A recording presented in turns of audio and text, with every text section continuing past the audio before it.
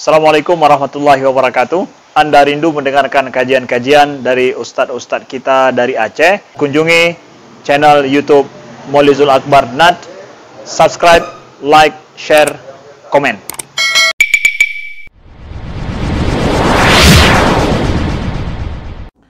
Bismillahirrahmanirrahim.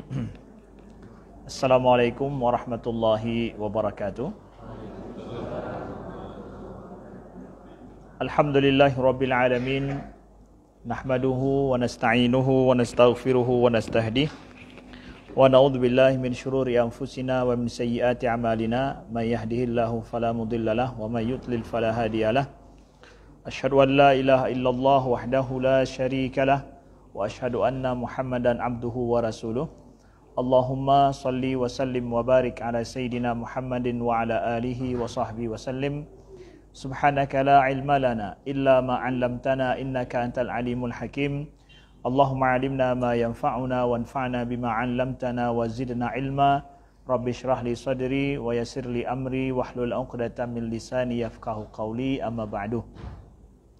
Alhamdulillah, segala puji bagi Allah, salawat dan salam senantiasa tercurahkan kepada baginda Rasulullah sallallahu alaihi wasallam, kepada keluarga beliau, kepada sahabat beliau sekalian, dan kepada tabi'in, tabi'in, wa man tabi'ahum bi ihsanin ila yaumiddin, amma ba'du. Bapak-bapak, ibu-ibu yang dimuliakan Allah, alhamdulillah pada bulan ini Allah perjumpakan kita kembali dalam kajian bulanan kita, kajian usariyah atau parenting, berbicara tentang masalah keluarga, berbicara tentang masalah pendidikan terhadap anak kita, dan juga pendidikan bagi orang tua daripada anak. Sebenarnya itu pendidikan kepada anak atau pendidikan pada kedua orang tua anak, mana lebih dulu? Pendidikan pada anak atau kedua orang tua anak-anak? Ya? Lebih dulu pendidikan orang tua ya? Ya. Jadi oleh karena itulah kita mengejar sedikit ketertinggalan kita, dan di samping kita mendidik anak kita juga bicara tentang masalah keluarga, yang permasalahan ini tentu dari hari ke hari ya semakin kita butuhkan untuk pembahasan tentang masalah keluarga, suami istri dan juga anak. Pada hari ini kita mengambil topik tentang bagaimana caranya kita mendidik anak kita supaya cinta pada sholat. Pembahasan kalau kita katakan sangat penting, jelas sangat penting. Kalau memang perkara rukun Islam yang paling penting semua itu adalah sholat, maka pendidikan terhadap anak kita juga tentang sholat ini juga merupakan bagian yang paling penting demi untuk anak kita di masa depan ya. Ada masalah yang muncul di saat dewasa, orang tua ada yang bilang begini, bahwa ada anaknya dulu di pesantren ya, dia rajin sholat, keluar dari pesantren tapi justru nggak lagi jaga sholatnya. Itu ada orang tua yang mengatakan demikian ya. Jadi keluar dari pesantren justru anaknya tidak lagi menjaga sholat. Begitu juga mungkin ya, orang tua mendapatkan anaknya ya sudah wajib sholat, tetapi ya sulit untuk diajak untuk sholat. Selalu kalau ada sebagian, kalau ada orang tuanya mau sholat, kalau tidak ada orang tuanya tidak mau sholat. Nah kemudian ada juga orang tua yang merasa ya anak mau sholat atau tidak sholat tidak ada masalah. Kenapa? Ya memang saya tidak sholat Ustaz. Ya, ada juga begitu. Ya, jadi tidak begitu penting. Nah, sekarang kita bicara dulu ini tentang orang tuanya yang sholat, tapi anaknya tidak mau sholat. Ya, kalau masalah orang tua yang tidak ada sholat, anaknya tidak sholat, ada masalah tidak? Masalahnya dua kali itu, ya. Masalahnya dua kali, ya. Tapi ini bicara kita segmen orang tua yang dia menjaga sholat. Tapi bagaimana ini anaknya itu untuk menjaga sholat juga? Jadi kita disuruh, ini perlu sedikit kepada ilmu pendidikan pada kita. Kita dapatkan dalam Al-Quran perintah daripada Allah. A'udzubillahi minasyaitonirrajim. Bismillahirrahmanirrahim. Wa'mur ahlaka bis sholati wastabir 'alaiha. La nas'aluka rizqan nahnu narzuquk wal aqibatu littaqwa. Surat Thaha ayat 132. Jadi perintah daripada Allah, wa'mur ahlaka bis shalah. Ya, itu perintah kepada Nabi langsung itu, ya. suruhlah keluargamu untuk melaksanakan solat. Wastabir 'alaiha, dan bersabarlah engkau dalam mengerjakan solat. Yaitu seorang kepala keluarga, ya. Wa'mur ahlak, suruhlah keluargamu untuk mengerjakan solat. Wastabir 'alaiha, dan bersabarlah engkau untuk mengerjakan solat. Berarti ini keluarga yang ayahnya mengerjakan solat. Ini bicara masalah ini dulu kita, ya.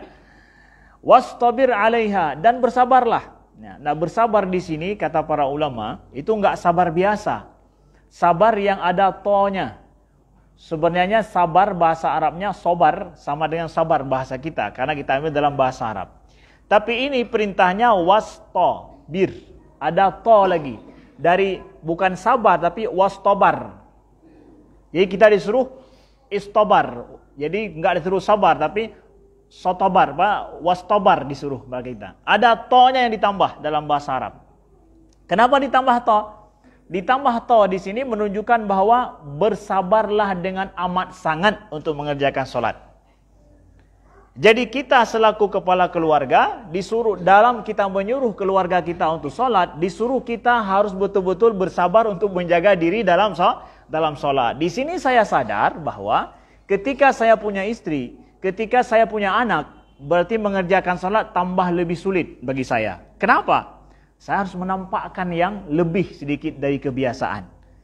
Awal dulu mungkin kita boleh agak malas-malasan, tetapi ketika sudah punya istri, sudah punya anak, nah ini harus ekstra sedikit. Kenapa? Berarti menunjukkan ada sesuatu yang harus kita tampakkan pada keluarga kita dalam salat kita.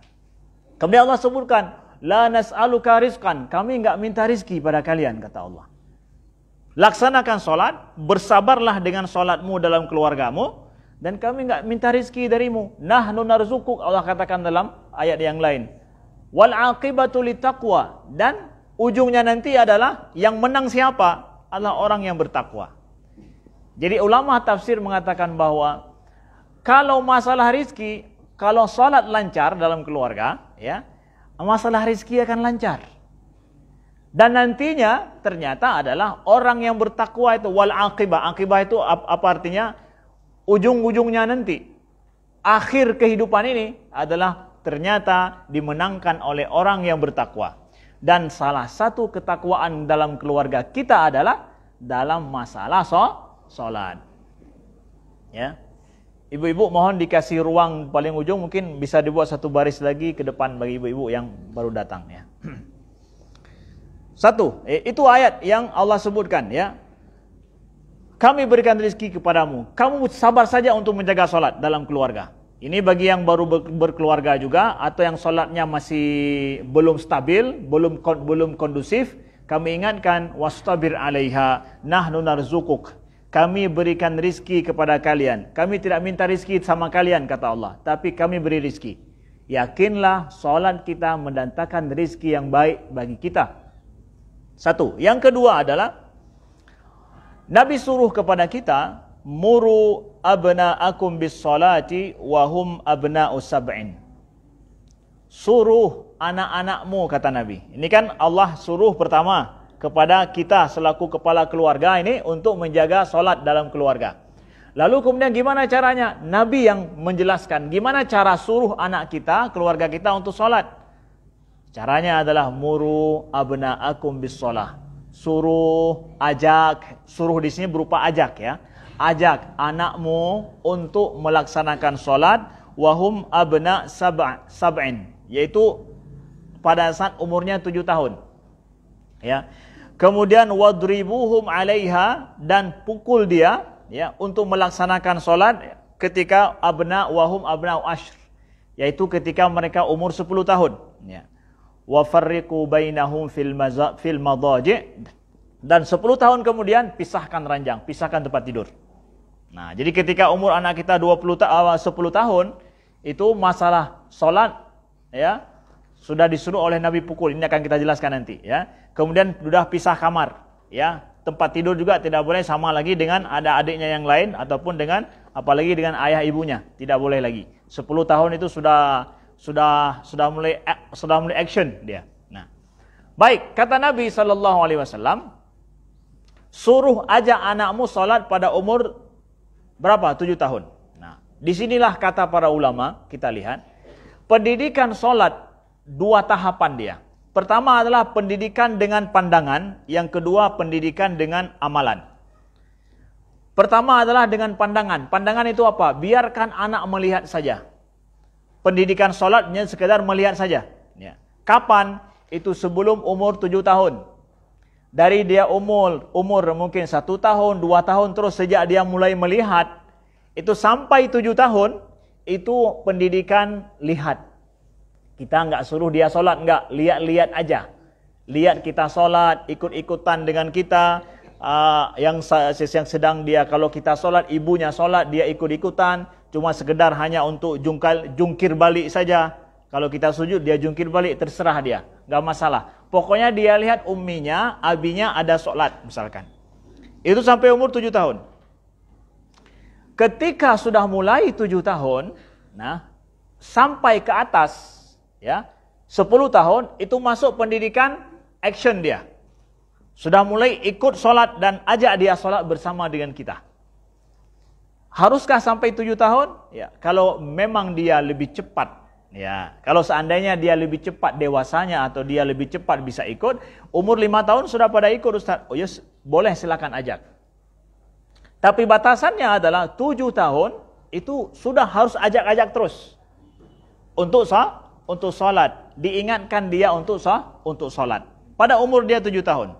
Jadi itu sudah kita ajak untuk sholat. Nah, jadi ini bedakan ya. Pertama adalah masa dia melihat. Itu lama, dari 2 tahun dia, 3 tahun, 4 tahun, sampai 7 tahun itu. Atau 6 tahun lah kita katakan. Udah, itu masa pendidikan lihat-lihat aja dia. Selanjutnya adalah ajak dia untuk sholat pada umur dia mulai 7 tahun. Sesuai dengan sabda Nabi SAW. Nah, sekarang kita lihat ya. Ketika kita masuk pada fase dia action, artinya bahwa sudah suruh sholat. Dalam saya menyuruh anak saya untuk sholat, ya, berarti selama ini anak tahu kalau ayah ibunya selama ini memang sholat. Dia udah lihat nih. Makanya saya katakan kita segmen bicara ini yang ayah ibunya sudah sholat, anaknya saja ini gimana mendidik untuk ikut sholat. Ya, kalau sedangkan ayah ibunya tidak sholat, itu nanti segmen yang kedua kita bicara. Nah, jadi ini anak sudah tahu. Ibunya, ayahnya sholat. Dari sejak dia kecil dia lihat terus. Nah, lalu ketika kita ajak mereka untuk sholat, sulit tidak? Kesulitan akan berkurang. Kenapa? Toh dia tahu ayahnya sering pergi ke masjid, ya. Kemudian ibunya sering sholat. Tinggal sekarang ikutkan anak kita bersama dengan kita. Catatannya, kalau seandainya si anak nggak mau ikut, si anak nggak mau sholat, dia sedang main, dia nggak mau sholat. Ya, belum mau ya. Gimana caranya? Haruskah saya memaksa anak saya untuk sholat bersama saya atau tidak? Kan dia tuh udah lihat tuh kita dari umur dia sebelum 7 tahun tuh udah lihat terus. Sekarang masanya saya mengajak dia. Apakah saya ajak dia harus sholat bersama saya atau tidak? Disuruh mengajak saja. Kalau dia masih belum mau, jangan paksakan. Jangan paksakan. Walaupun dia belum mau. Ya, tapi itu kan enggak setiap hari dia enggak mau. Ada masanya dia suka pergi, ada masanya dia tidak mau kadang. Tapi di situ tidak boleh ada unsur ilzam, paksaan. Kalau kita ingin mendidik anak cinta sholat, jangan sampai terpatri dalam dirinya ayah memaksa dan ibu memaksa saya sholat. Padahal dia belum wajib. Dia belum wajib, enggak boleh paksa dia sholat. Tidak boleh, Pak. Tidak boleh paksa. Ini diperhatikan dari sejak awal, ya. Kalau dia belum ada umur 7 tahun, belum wajib dia sholat. Tetapi jangan ada unsur keterpaksaan pada anak kita. Nah, dari sini juga kita lihat. Pada dia umur 7 tahun ini, sudah kita ajak untuk sholat. Perkara pertama yang penting kita perhatikan adalah, ya, ini pendidikan akidah dia. Pendidikan akidah, mendasar sekali pendidikan akidah ini. Umur dia 5 tahun kalau dia sudah banyak paham, 6 tahun, 7 tahun, itu pendidikan akidah kita tanamkan sedari awal. Akidah tentang apa? Akidah tentang Allah. Nah, saya bicara sedikit masalah gimana nih cara kita ajarkan akidah pada anak kita. Ya. Kita ajarkan akidah pada anak kita. Jangan sampai anak kita merasa bahwa dia dipaksa untuk sholat. Kita sedari dini ajarkan akidah tentang Allah pada anak kita. Ya. Ketika dia sudah mulai paham, memulai membaca, memahami dan mulai bertanya. Umur dia 5 tahun sudah mulai bertanya-tanya. 6 tahun sudah mulai bertanya-tanya. Apalagi 7 tahun. Gimana cara kita mengajarkan akidah kepada anak kita? Akidah yang pertama adalah tentang Allah. Itu yang paling penting. Yang pertama sekali. Gimana caranya Ustaz? Ya. Kita menyebutkan kepada anak kita bahwa Allah lah yang menciptakan segala sesuatu. Jelaskan pada anak kita. Jelaskan kepada anak kita bahwa kita diperjumpakan dengan seperti anak saya tuh sering tanya bahwa gimana Abi Umi dulu, ya, kok bisa jumpa, ya. Kami ceritakan bahwa saya ceritakan bahwa dulu ya Abi pertama sama Umi jumpa di Kairo, ya. Allah sampaikan Abi ke Kairo, kemudian dengan takdir Allah Umi pun ikut. Nah, Umi pun ikut ke Kairo, ya. Kemudian pokoknya semua kita hubungkan dengan Allah ceritanya. Jadi Allah lah akhirnya yang menakdirkan Abi dan Umi jadi menikah, lahirlah kalian. Ya. Kita dalam cerita kita jelaskan pada anak kita Allah yang mengatur semuanya. Dan Allah juga yang akhirnya menakdirkan kalian lahir dari Abi dan Umi. Bukan anak orang lain tapi anak Abi dan Umi. Mau nggak mau jadi anak orang itu? Nggak mau. Mau jadi anak dari Abi kan? Iya. Itu Allah yang takdirkan semua itu. Kita dalam cerita kita selalu mengaitkan semua yang terjadi itu karena Allah. Lalu kemudian cara mendidik anak kita ini sederhana sebenarnya, tapi dialah terus menerus pendidikan akidah kepada anak. Silakan kasih ruang untuk ibu-ibu. Ya.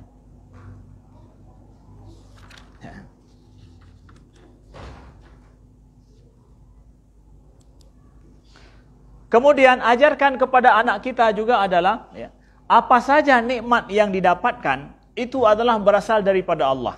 Ya. Alhamdulillah kita sudah ada kereta, ya Allah berikan kepada kita. Alhamdulillah hari ini kita bisa beli kue, ya kita makan kue enak. Pokoknya segala nikmat hari ini yang kita dapatkan, kasih tahu pada anak itu Allah yang menentukan, Allah yang berikan pada kita. Mau pergi ke Banda Aceh, kasih tahu, doakan sama Allah ya, mudah-mudahan besok kita semua sehat. Mau pergi ke luar, mau pulang kampung juga, doakan semua sehat. Jangan sampai adik kurang sehat. Kalau nanti insya Allah Allah berikan kita semua sehat, kita akan pulang kampung. Pas kita pulang misalkan, ya kasih tahu sama anak-anak, alhamdulillah kita semua hari ini bisa pulang kampung ya. Coba kalau seandainya si abang sakit, ya kita nggak bisa pulang. Ternyata Allah berarti beri nikmat kepada kita semua, kita bisa pulang kampung. Kita bisa pergi mandi ke Kemala misalkan. Pokoknya semua hal-hal yang menyenangkan itu sangkut pautkan selalu dengan Allah pada anak kita. Ya, itu pendidikan akidah bagi anak itu. Ya, kita ajarkan yang menentukan segala sesuatu itu adalah Allah. Itu sehari-hari terus begitu. Ya, bukan cuma hanya sekedar mengucapkan 2 kalimat syahadah saja, tapi sangkutkan kehidupan mereka dengan Allah. Ya. Selanjutnya, ajarkan anak kita dalam masalah akidah ini adalah dia untuk kalau dia minta sesuatu, minta dia berdoa pada Allah. Ya. Kalau dia minta bahkan mainannya, mau minta mainan dia, suruh dia berdoa pada Allah. Gimana caranya? Ya Allah kasih mainan. Seperti saya Khalid minta mainan, saya bilang apa maunya? Abi kalau pulang dari Jakarta bawa pulang mainan ya, apa maunya? Ya, mobil. Mobil apa? Mobil Lego, dia bilang. Misalkan ya. Udah doa dulu sama Allah. Mungkin Abi enggak jadi pergi, atau pesawat Abi jatuh nanti nggak bisa bawa pulang mobil Lego. Jadi doa dulu sama Allah. Gimana cara doanya? Mintalah. Kita ajarkan cara dia berdoa. Terus begitu. Apa yang dia minta? Karena memang ada sebabnya kan. Kalau Allah nggak kasih sebab-sebab ini semua, dia nggak akan dapat apa yang dia mau. Nah, begitu kita bawa pulang mainan nanti, dia dapat. Alhamdulillah, lihat tuh Allah kabulkan doa abang. Ya, udah Abi beli juga. Abi sempat pergi beli. Ya. Ada uang Abi beli, alhamdulillah. Pesawat yang Abi naik juga alhamdulillah selamat, tidak jatuh seperti di TV itu. Kasih anak paham dia bahwa apa yang dia mau ternyata Allah yang menentukan. Nah, begitu Bapak Ibu sekalian. Nah, lalu kemudian di antara pendidikan akidah bagi anak kita juga adalah apa? Doa-doa hari-hari yang biasanya yang kita ajarkan di sekolah TK ataupun SD kita, ya. Ketika dia keluar rumah bacakan bismillahirrahmanirrahim tawakkaltu 'alallahi la haula wala quwata illa billah. Itu menghubungkan dia dengan Tuhannya, dengan Allah. Enggak dia sadar itu. Tanpa di bawah kesadarannya dia sudah kita hubungkan dengan Allah. Begitu dia keluar WC, masuk WC, ya. Itu doa-doa hari-hari itu, ya. Doa-doa hari-hari yang bahkan artinya sudah kita ajarkan, udah gitu. Jadi Bapak Ibu sekalian, ya, dari sini ternyata kita ngajarkan bukan cuma masalah sholat, tapi ajarkan akidah. Ketika kita suruh anak kita untuk sholat, untuk apa sholat? Dia udah tahu. Saya harus sholat itu karena apa? Allah yang suruh sholat. Ya.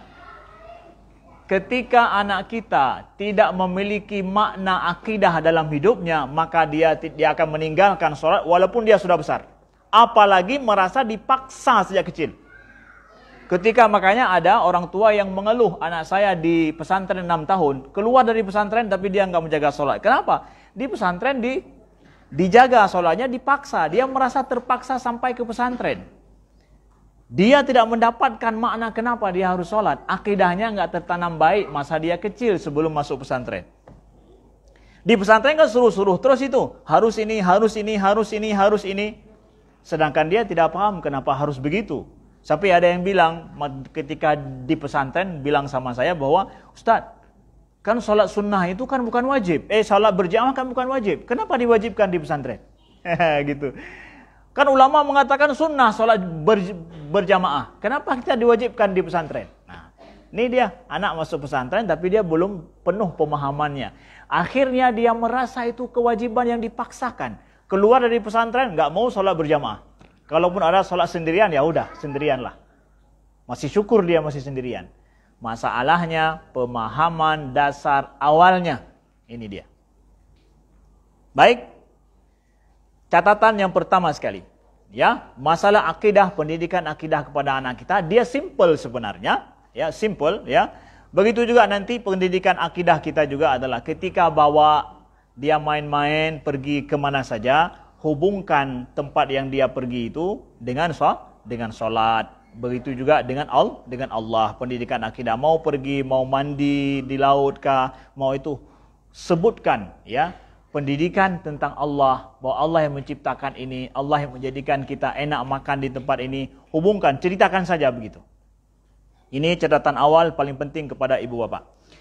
Selanjutnya yang kedua adalah jangan coba-coba menyuruh anak kalau anak tidak memiliki hubungan emosional baik dengan kita. Nah, ini masalahnya. Ustaz, saya suruh anak saya untuk sholat, dia tidak mau. Pertama, catatan yang kedua yang saya sampaikan adalah, ini menjadi pokok dasar, adalah kita tidak bisa selaku orang tua nyuruh anak kalau kita tidak memiliki hubungan emosional baik dengan anak kita. Harus ada hubungan emosional yang baik dengan anak kita, baru anak kita akan patuh pada kita. Gimana caranya? Maaf, saya cerita adalah ketika saya pergi keluar, ya, ada keluarga minoritas mereka tinggal di Eropa, ya. Jadi memanfaatkan waktu, Ustadz, saya mohon Ustadz ke rumah saya sebentar. Kami akan duduk keluarga sebentar, mumpung Ustadz ada di sini. Ya. Saya pergi duduk. Ya. Masalah keluarga saya, anak saya ini bandel-bandel semua, nggak mau dengan orang tuanya. Padahal di Eropa ini sulit kan, kalau seandainya anak-anak nggak patuh sama orang tua, siapa yang jaga mereka? Nah, jadi tolong Ustadz nasihati mereka sebentar. Mungkin mereka mendengarkan nasihat Ustadz. Nah, saya pikir betul juga ya, untung saya di sini. Tapi mereka nggak mau dengar lagi orang tuanya. Mereka artinya bahwa biarlah mungkin kata-kata saya mereka akan dengarkan. Saya ajak mereka duduk. Anak-anaknya ada 3, saya ingat 3 atau yang sudah dewasa itu 3, duduk mereka. Saya ajak anak-anak ini untuk ngomong dengan orang tuanya masalah mereka apa. Nah, kebetulan anak-anak masa tingkat SMA. Ya. Di situ mereka ngomong. ajak ngomong. Sering nggak kalian duduk seperti ini? Jarang Ustaz katanya. Udah hari ini kalian duduk bersama dengan orang tua kalian, ya. Katakan apa sebenarnya masalah kalian, ya. Diceritakan masalah mereka yang orang tuanya nggak pernah dengar, ya, nggak pernah dengar, ya. Ujung masalahnya adalah yang perempuan anaknya mengatakan bahwa apa? Ustaz, saya butuh ayah saya. Dia jarang sekali ada dengan saya dan saya jarang bisa menceritakan hal saya dengan dia. Ya. Saya betul-betul butuh waktu dengan ayah saya. Itu catatan yang terakhir yang dikatakan sama anaknya yang paling dewasa itu. Nah, udah dengar masalahnya apa? Dia butuh ayahnya. Ayahnya tidak hadir dengan dia. Makanya selama ini dia nggak mau dengar ayah dan ibunya. Nah, akrab antara ayah dan anak ini kemudian menjadikan anak mau dengar si ayah, mau dengar ibu. Kita saja kalau ada orang yang ngajak, ya, kalau kita nggak akrab, mungkin kita akan pikir-pikir dulu, ya, pergi atau tidak. Apalagi yang mengeluarkan biaya. Tapi kalau saya akrab dengan dia, seberapapun biaya akan habis demi untuk bersama dengannya, saya akan pergi. Akrab. Ternyata anak juga begitu. Oke, kalau begitu gimana saya mengakrabkan diri Ustaz? Akrabkan diri kita dengan anak kita, ya. Gimana caranya? Kita jangan berpikir bahwa saya banyak menasehati anak saya, banyak ngomong dengan anak saya, juga banyak waktu dengan anak akan menjadikan akrab. Enggak juga ternyata. Kita kadang-kadang banyak waktu dengan anak kita akan jadi akrab, belum tentu juga. Gimana caranya? Ya. Bahwa ketika kita dengan anak kita banyak mengomonginnya, le tanya berhabar dengan anak tanya, itu juga akan menjadikan anak jauh daripada kita. Tak pegah nasihati terus. Saya sering menasihati anak saya Ustaz terus. Le tak pegah habar tanya pihak agak cik. Ya. Diomongin terus, ya, diomongin terus anak itu. Dia enggak. Bukan begitu caranya. Tapi adalah sering mendengarkan omongan anak. Sering mendengarkan omongan anak, itu menjadikan dia akrab dengan kita. Tapi kalau banyak ayah dan ibunya yang ngomong, dia yang banyak diam, pokoknya saya nasihati terus, tiap malam saya nasihati, makin bahaya, ya. Ya. Kalau kita nggak dengar dia, ya, tapi coba mendengarkan dia, apalagi dia ketika mau tanya, jawab, ya, kita tanya tentang perihal dia. Ini penting. Ini yang membangun hubungan emosional baik kita sama anak kita, ya. Khususnya ibu-ibu yang suka ngomong-ngomong ini, ya. Nah, mohon, ya, jangan omongin anak, tapi dengarkan omongan anak, bukan ngomongin anak gitu. Apagah habah sabi, ya. Hayang lu pegah got, budak got tapi cara anak betul, ya.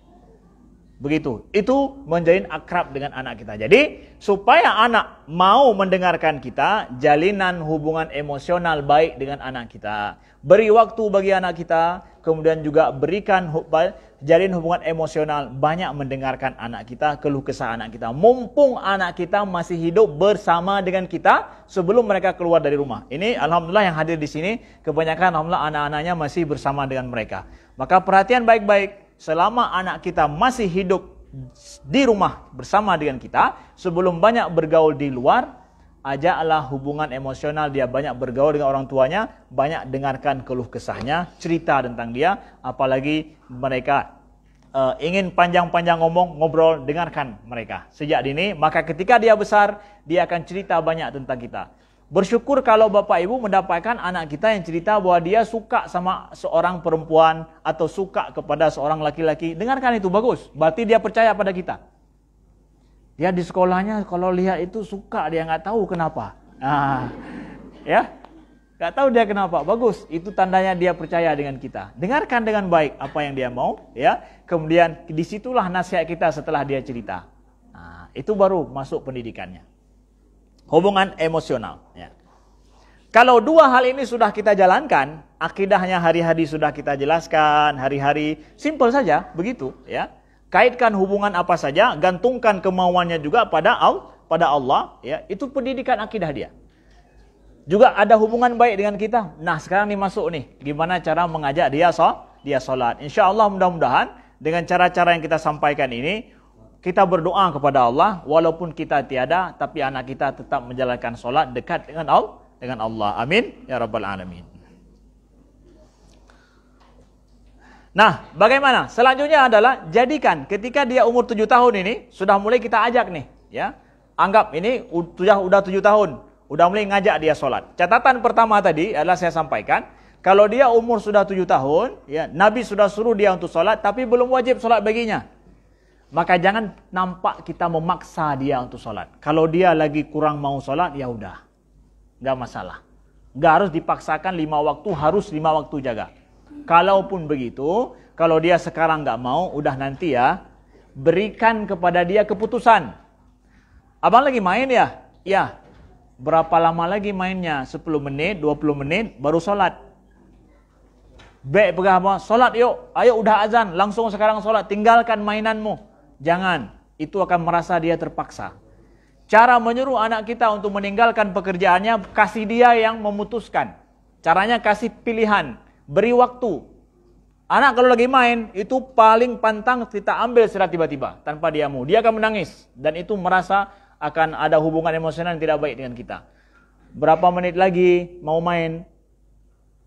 Ayo, abang mau berapa menit? Ya, kita berikan 2 menit, 5 atau 5 menit. Dia bilang 5 menit. Alhamdulillah, bebas, bagah berarti 5 menit, cok. Ya, udah ya, sampai jam ini ya. Makanya perlu anak STK itu diajarkan cara lihat jam, supaya nanti kita buat waktu untuk dia.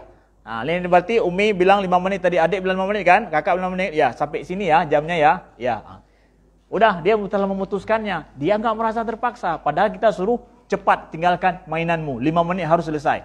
Dia yang memutuskan. Nah, begitu. Begitu juga dalam sholat. Ya, kalau dia nggak mau langsung melaksanakan sholat bersama dengan kita misalkan. Kemudian, ya. Coba kita jadikan ketika anak kita mendengarkan azan, ya, ini menjadikan bagaimana dia merasa penting sholat ya. Ketika dia dengar azan, kita suruh untuk dengarkan azan. Kalau lagi ada TV, kecilkan suara TV. Kenapa? Itu lagi azan. Ya, dengarkan azan. Ya, supaya dia merasa penting untuk sholat. Ya. Kemudian selanjutnya adalah supaya dia merasa penting dengan sholat, kita suruh untuk kita buat. Kalau kita keluar atau buat kegiatan, hubungkan kegiatan itu dengan sholat. Hubungkan kegiatan dengan sholat. Kita akan keluar nanti setelah sholat asar ya. Atau kita pergi kemana ya. Pergi kemana kita hubungkan dengan sholat. Ya. Setelah sholat subuh, setelah sholat zuhur, setelah sholat asar. Atau kalau pergi tanpa ada bukan. Pada waktu sholat, kita akan bilang bahwa nanti zuhur kita sholat di mana ya? Abang mau kita sholat di mana? Hubungkan selalu kegiatan kita dengan sholat. Kalaupun misalkan pergi ke sekolah, nanti akan kita jemput. Abi akan jemput setelah sholat asar ya. Sholat, ya, sholat. Terus begitu. Kegiatannya itu selalu sering dia dengar sholat, supaya nampak merasa bahwa perlu dan penting untuk sholat. Bapak Ibu sekalian. Ya. Lalu kemudian berikan makna kepada anak kita bahwa dengan kita melaksanakan sholat ini, banyak hal ternyata dalam hidup ini Allah permudah. Alhamdulillah ya. Abi ada melaksanakan sholat, Abi ada minta dalam sholat supaya abang, adik atau Abi bisa apa begitu. Alhamdulillah Allah kabulkan. Kita ajarkan pada anak kita bahwa kita nih yang melaksanakan sholat, bahwa apa yang kita mau itu kita dapatkan dengan kita berdoa pada Allah. Abi minta supaya adik tetap sehat, abang tetap sehat, Umi tetap sehat. Ya, Alhamdulillah sampai hari ini Allah kabulkan permintaan Abi dan Umi. Hubungkan itu, bahwa ternyata Abi Umi melaksanakan sholat, minta sesuatu, ada efeknya dalam hidupnya. Kita ajarkan kepada anak kita. Nah. Kemudian ya, dalam sholat juga kita ajarkan mereka cinta sholat. Ada pendidikan secara tidak langsung.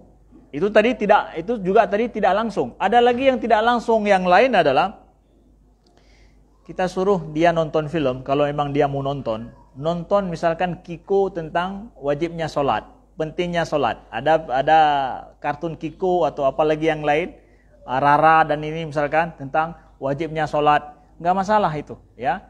kasih dia nonton itu, dia tahu di situ paham bahwa Kiko juga sholat kok, kemudian Rara dan ini juga Umar Hana juga sholat kok misalkan. Itu secara tidak langsung. Besok kasih lagi film yang sama juga, nonton dulu ini nih ya. Kalau dia mau nonton, ada waktu misalkan nonton ya, kasih dia itu pendidikan secara tidak langsung ya kepada anak kita. Lalu kemudian pendidikan tidak langsung itu punya efek yang bagus pada anak.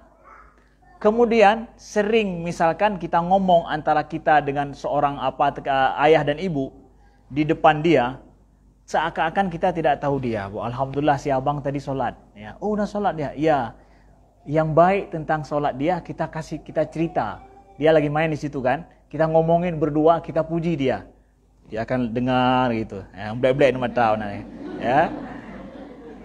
Ya, kita lagi cerita tentang amal kebaikan dia tentang sholat, tapi berdua. Ya. Saya sering mendapatkan begitu, ketika mereka enggak mau dengar, kami buat rekayasa. Ya, buat rekayasa. Nah, apa yang kita cerita itu, ternyata si anak itu tidak langsung itu. Ya, harapan kita kasih perdengarkan seakan-akan kita berbisik, padahal enggak mau kita dengarkan sama dia. Ya, itu membekas dan dia akan tanpa sadar nanti langsung dia pakai kain sendiri mau sholat, nanti mau sholat lagi gitu aja. Tiba-tiba aja udah mau sholat lagi, belum sampai waktunya, nanti lagi ya. Semangat dia, ternyata itu punya efek luar biasa. Atau telepon, kalaupun nggak ada abinya di rumah, telepon kawan, pura-pura telepon kawan. Si abang udah mulai sholat, gimana dengan si adik situ udah ya. Kasih tahu apa yang dia lakukan tadi. Dia pergi ke masjid tadi ini pura-pura juga tidak tahu dia. Kita kasih tahu kita ngomong dengan kawan kita. Apa yang mau kita perintahkan sama dia, cerita sama yang lain, tapi biarkan dia dengar. Ya, dia dengar. Itu luar biasa efeknya pada anak. Ya, itu pendidikan secara tidak langsung. Nah, jadi di situ ya, anak akan merasa betapa penting, betapa perlunya dia untuk sholatnya. Lalu kemudian ketika pergi hari-hari ini ya, pergi untuk tamasya atau apa. Persiapkan selalu pergi main-main, mau ke pantai Lok Nga kah, misalkan mau ke Mala, mau ke pokoknya mandi lah. Yang nanti akan ada satu waktu sholat. Kita akan persiapkan bagi anak kita, kita katakan bahwa ini bawa baju yang bisa untuk sholat, kemudian bawa tikar kita untuk sholat bersama di sana nanti. Kita emang dari pergi udah kita persiapkan, kasih tahu sama anak kita, ya. Nanti kita pulang sholat di tepi sungai, nanti kita sholat sama-sama, ya. Kasih tahu sama anak kita. Bahkan kalau bisa buat sebuah pergi hanya untuk ajak anak sholat. Nanti kita akan sholat di masjid yang belum pernah kita sholat. Masjid itu bagus, cantik. Kita sholat di situ nanti. Setelah itu akan ke sini, ya. Pergi main-main memang sengaja untuk ajak anak sholat. Itu pendidikan bagi anak. Ya meme ke bancana hana boleh dia sawo pakan kena pakat dia biar dia sholat. Begitu. Itu hari-hari kita laksanakan seperti itu. Itu pada umur dia 7 tahun itu sampai 10 tahun, ya. Nah, ketika dia berumur 10 tahun, Nabi suruh untuk pukul. Ya. Pukul itu seperti apa? Pukul darban ghaira mubarrih, yaitu pukulan yang tidak melukai. Itu harus kita tahu, ya. Artinya bahwa ini anak-anak nggak boleh lagi tinggalkan sholat. Udah sebentar lagi 12 tahun, 13 tahun, 14 tahun ada yang sudah balik. Maka jaga dia jangan sampai dia masih meninggalkan sholat. Ya.